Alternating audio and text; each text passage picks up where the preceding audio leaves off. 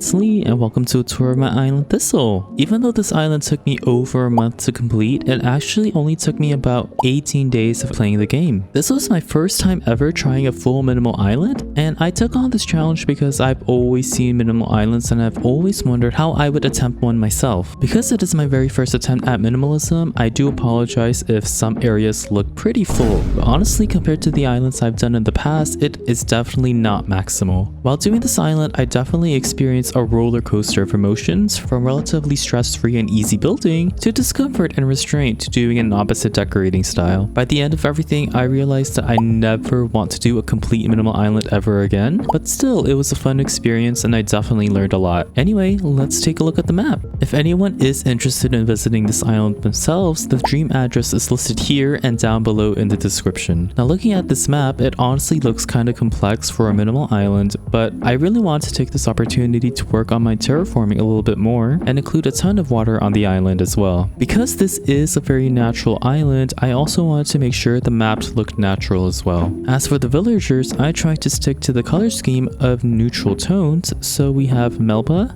Punchy, Ozzy, Wolfgang, Lyman, Coco, Tulin, Mineru, Callie, and Winnie. And with that, let's finally start the tour. So for the entrance, we have a simple sugarcane farm with Winnie and Callie's houses in the back. These windmills were actually the first items I placed so I can have a nice distribution of them from the frame. Because this is supposed to be a minimal island, I tried to lessen the amount of details in the area, but also include just enough to make sure that the image of the farm still comes across. As you can see, we have several sugarcane plots scattered around the area to create the illusion that it's a big farm, even though I didn't include a lot of crops in each plot. Okay, let's take a closer look at the build. To further introduce some variety, I included some 2 crop variations with the sugarcane. I actually wanted to have crops with just 1 or 2 crop variations, but I personally do not like how skinny the 1 crop sugarcane looks.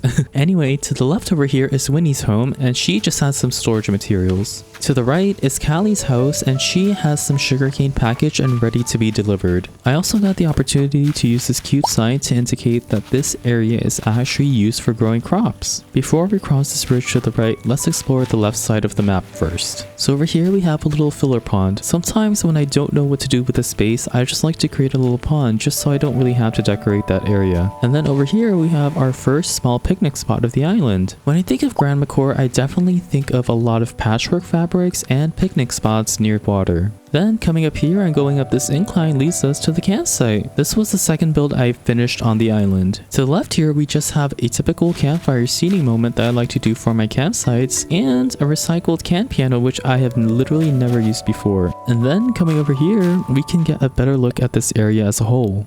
For this area specifically, I thought it would be nice to do a cosmo flower cluster so that we only have cosmos growing near the campsite. I also wanted to include a lot of wildlife, so I added bunnies along the path and some ducks to the right. It definitely hurts to see a backdrop so empty, and I normally would be filling the back cliff with trees and such, but alas, it's minimalism. Even though you can technically run through here, you should really run around like this so you can see more of the decorations on the right. See, you would have missed this cute duck family by the river. And now, let's see who's staying at our campsite. Oh, and we have Tangy. She's honestly one of my OG favorites, and she is actually a teaser for our next theme. Stay tuned for the actual theme reveal on my Twitch. Anyway, going up this ramp is a little landbridge moment that brings us to one of my favorite parts of the island, which is the lake overview. This section is actually the first long play I have for this island, so feel free to check it out if you're interested to see how I did this build. You can argue that this isn't exactly minimalism since every tile on that specific island is completely filled, but I did that so that we can have a nice shadow of items in the back. It's actually also very pretty in better lighting. I've always wanted to do a lake overview build like this with the yacht in the background, so this was one of the builds that I really wanted from the start. Walking across this landbridge moment, we just have some natural items and fillers, and following this path actually leads us to an art gallery walkthrough for the museum. Admittedly, I don't really use paintings as decorations very often, so I thought this was the perfect opportunity to finally include them. Then over here we get a better glance at this town square moment with the museum to the left, a fountain in the center, and Able Sisters to the right. I really wanted this to be a little off-center and asymmetrical to give off more of that natural feel, so the fountain leans more to the right than the actual center. But honestly, I think it still looks cute nonetheless. While the background does look relatively full, I still made sure to leave the areas by the path more empty so that we still give that minimalist vibe. I just really love full backdrops, and like, can you blame me? We also have some plain party lights arches hidden in the background to further reinforce that town square look. Similarly, I spread around some seating moments here with some random items on the tables, since we actually have some vendors here on the right side. As you can see, the vendor by Able Sisters is selling some snacks and baked goods, and then down here we have a vendor selling some plants. Over here, I finally got the opportunity to include some Bruceloids eating some fries that were left on the ground. I honestly really love the fact that they look like actual pigeons. Going down this incline leads to Nook's Cranny, which was actually the third official finished build of the island. For Nook's Cranny specifically, I had the idea to do a little bakery build which was inspired by my build from Oatberry. But of course, this is the minimal version. I kept this area relatively open with the path cutting through the food truck and seating areas, but I still added some food details on each table so it comes across that this is a bakery moment. I also have some dropped money by that stall since it also houses the register. Walking further to the left actually leads us to the resident services where you can find all the gifts I've left for you to enjoy. Also, don't mind Keiki, he actually won't be there in the dream. There isn't much to note for the decorations here, so let's continue on with the tour.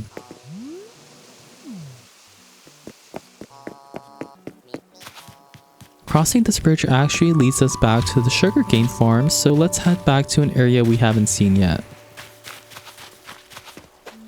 So down here by the beach, I just have some random filler decorations. I was honestly debating on whether to leave this part pretty much empty since it's only here for the river to make sense, but still that didn't feel quite right for me to do so. Because there's nothing too special here, let's hop back to the bakery section and cross the bridge to the right.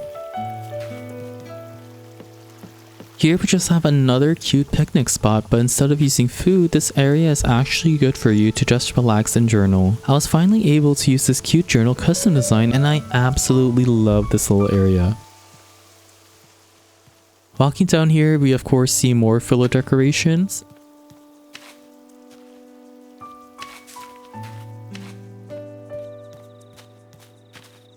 But heading to this rug over here, we can actually get a really good view of this entire neighborhood.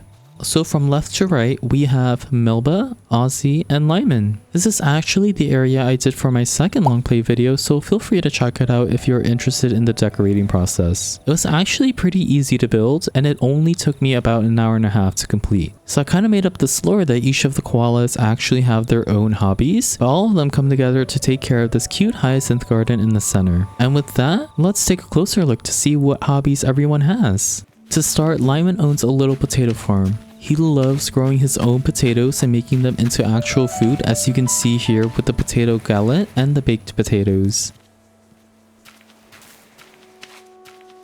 Then, coming over to this side, we can see that Ozzy likes to do laundry and has a ton of clothes out to dry. Then finally, Melba loves sewing and doing arts and crafts, so she has her supplies just outside her house so she can enjoy the outdoors while crafting. Continuing on with the tour, we just have some filler decorations behind the neighborhood, but going up this ramp actually leads to another favorite spot of mine, which is the huge pumpkin patch.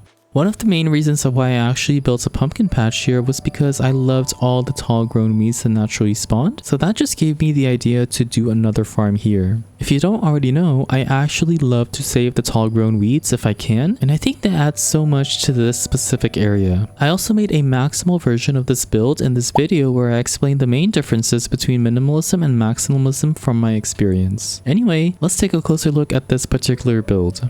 As you can see, we have a good variety of pumpkins. Because I wanted to keep this build as simple as possible, I didn't include any dirt path underneath and kept the pumpkins in their 1 or 2 crop variants. Over here to the left is Wolfgang's house, who actually represents one of my OG supporters and first mod ever, Taunted Wolf. He has basically been with me from the start, so I dedicated this spot just for him. A lot of the items here represents things he likes in real life, and it was actually his choice to have Wolfgang represent him on my island. Furthermore, since we both share pink as our favorite color, I planted a lot of pink hyacinths all around the area to symbolize that fact and bring a pop of color. Then over here is my house, and we just have a ton of farming materials in this space. Here we have the main room. It's honestly a pretty simple room, and I decided to do a layout that I've already done in the past. I tried to include a lot more grandmacore elements here, like this little library moment, an old school type phone, this cute living space with some snacks, and of course a little dining moment. Just pretend that going through this current partition in the back leads to a nice comfy kitchen. Coming down to the basement is a huge room dedicated to just sewing and making all sorts of clothes and pillows. I actually really love how this room turned out with the white brick wall accent on the back right of the room, and the lighting is such a vibe. I was honestly kind of lost on how to lay out this room in particular, but I'm honestly really happy with how it turned out.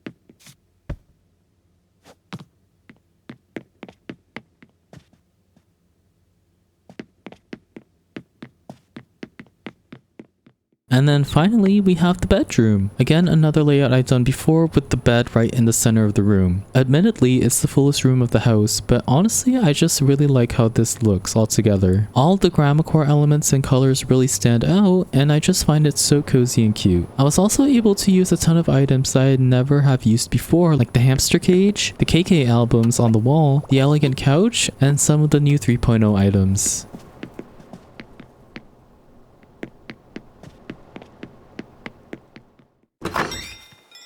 Going back outside, let's head to the left where we see Abel's sisters again. Just so we can cross this bridge here to the next area, which is Punchy's playground. When I was thinking of what to do for Punchy's house, I had the idea to create a playground because what are the grandchildren gonna do when they visit their grandparents? And so I built this cute playground area with the new 3.0 kitty items. Again, this area does look pretty full, and I honestly wanted to add more playground items, but I had to control myself. We do still have visible empty tiles though, so that's a win for me. Walking to the right, we have a small bear picnic filler. We can think of them as representing a family that did actually visit someone on the island.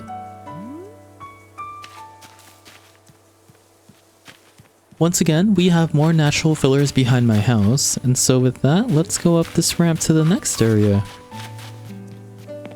Here we have a little Zelda inspired neighborhood with Tulin and Mineru. I honestly thought it was so nice to include a little centerpiece moment with the Zelda items, so I placed them on a little island and some lily of the valley flowers just to enhance that magical vibe. I blocked off the area to the left with some items so that you are forced to walk on the path on the right side. I included some silent princesses along the path to make it seem like they were guiding you through the area. There's honestly nothing too special in terms of decorations other than the Zelda items, but I did try to include some grandmacore elements such as the patchwork chair by Tulin's house, some zen cushions, and a brick well by the incline. Walking down the incline is a mushroom forest trail that actually leads us to the last home of the island. Now this is another relatively full area of the island, but I thought it was okay since this is supposed to be a forest.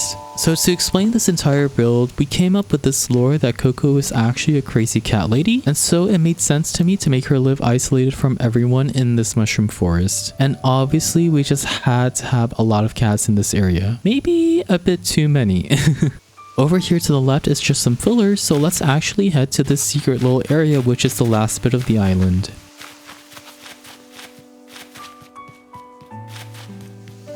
If y'all remember, I had a really big lake overview at the back left of my island, so I really wanted to make that lake water make more sense with some fancier water terraforming here. And honestly, I feel like it's becoming my thing where I just make an area with lily of the valley flowers, and so this came to life. There's really nothing much to this area besides some natural items, but I think it's still a cute little area for anyone who stumbles upon it. It's actually so funny if you think about it, because I technically finished this island without a 5-star rating, but of course with Treasure Island stocking me up with the lily of the valley flowers, we can just pretend that it is. And that wraps up thistle for good. Whee! I am honestly very proud of myself for actually attempting a minimal island, and I'm really happy with how this island came together overall. While I do admit that it became a lot fuller towards the end of the island, it's still pretty empty compared to the islands I've created before. One thing is for sure though, I will never attempt this decorating style ever again, just because it made me feel very restricted and kind of burnt me out more by the end. Anyway, let me know what your favorite build of the island was. If you're interested in any other islands that I will be building, then feel free to subscribe and follow me on Twitch. I will be restarting with a spring core theme relatively soon, so stay tuned and hang out with me for the cozy vibes. Until then, thanks for watching and I'll see you all in the next one.